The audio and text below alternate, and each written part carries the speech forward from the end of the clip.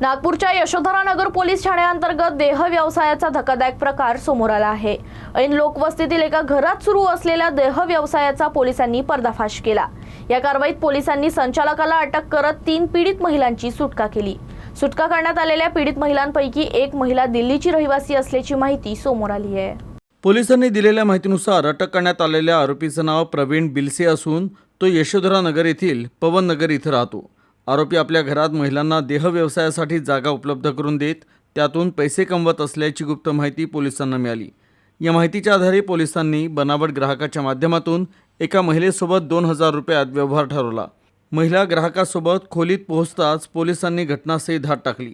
या कारवाईत आरोपी घरमालकाला अटक करण्यात आली तर 3 पीडित महिलांची सुटका करण्यात आली।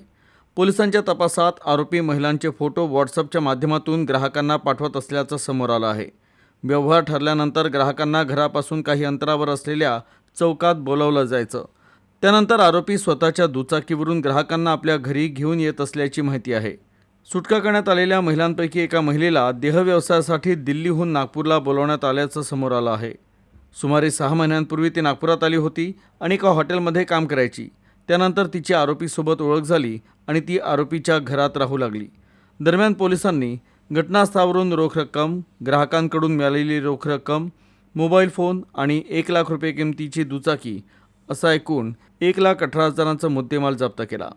यशोधरानगर पोलीस स्टेशन अंतर्गत अमितनगर परिसरात पोलीस निरीक्षक युनिट शेख व त्यांचे पथक एक पेट्रोलिंग करत असताना त्यांना गोपनीय माहिती मिळाली।